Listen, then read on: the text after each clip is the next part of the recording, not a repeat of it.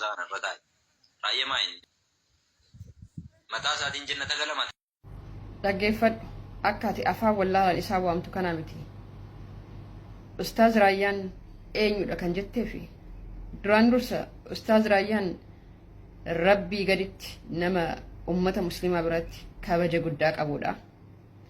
Itti aansee Ustaaz Raayyaan eenyudha kan jetteef Ustaaz Raayyaan jagna hayyuudha beekaadha. Nuti ummata Oromootiif nuuf Ustaaz Raayyaan qaaliidha. Ustaaz Raayyaa jechuun ummata Oromoo miiliyoona 60 jechuudha. Ustaaz Raayyaa jechuun ummata Oromootiif ija mirgaati. Ani akkattan isaan ibsa. Ijoollee Oromoo dhaggeeffadhaa.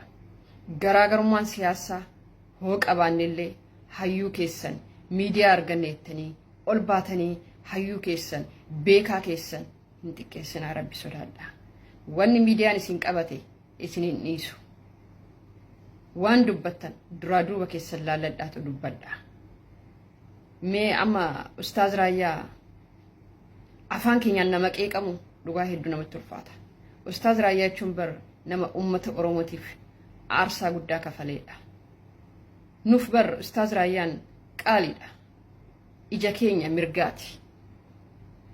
Namoonni tokko tokko miidiyaa arganneettanii ol baatanii hayyuu keessan maqaan taaniin hoggaa waamtan hoo xiqqeessitan hoggaan laalu hedduun aara dhugaatti. Mee of laalaa yaa ummata Oromoo. Mee of laalaa waan dubbattanillee laalladhaatu dubbadhaa. Nama keechan kabajaa. Hayyuu keechan isiniif aarsaa afa kafalee kabajaa. Hedduu nama gaddisiisa dhugaa. Namoonni akka keenyaa kun miidiyaa arganneettanii gadi baatanii Ustaaz Raayyaa qeequudhaaf hamilee akkamittu isiniif eeyyamame?